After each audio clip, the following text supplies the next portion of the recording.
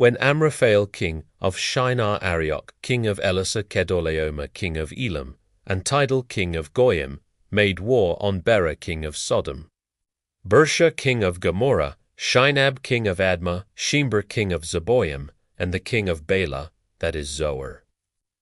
All the latter kings joined forces in the valley of Siddim, that is the Salt Sea.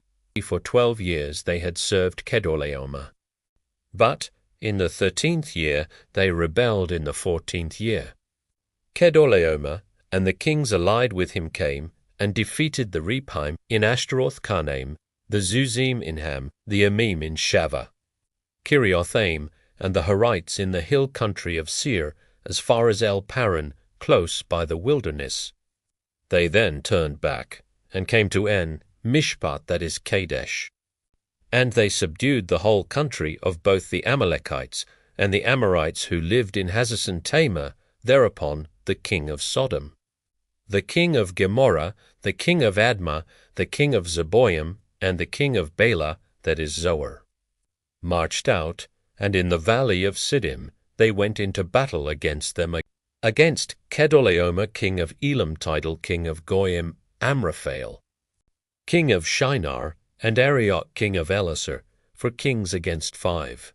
Now the valley of Siddim was full of bitumen pits, and as the king of Sodom and the king of Gomorrah fled, they fell into these, while the rest fled to the mountains.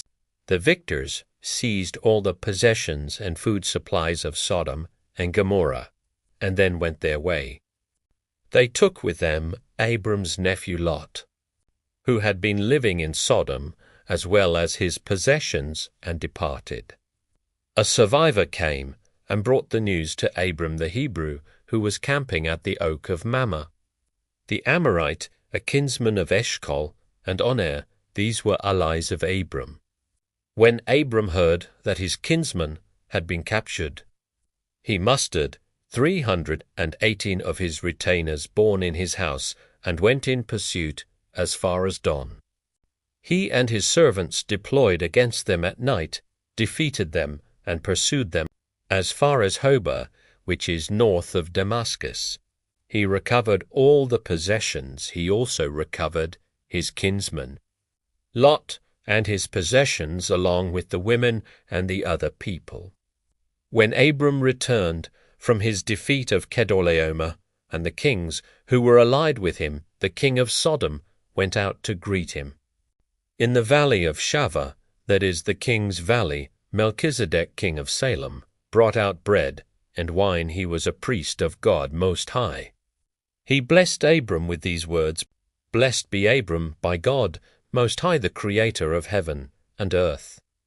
And blessed be God Most High, who delivered your foes into your hand. Then Abram gave him 1/10 of everything. The king of Sodom said to Abram, Give me the captives the goods you may keep.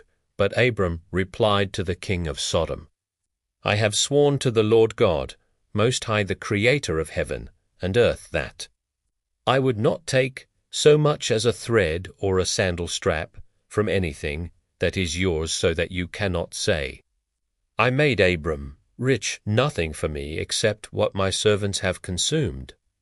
And the share that is due to the men who went with me Oner, Eshcol, and Mamre, let them take their share.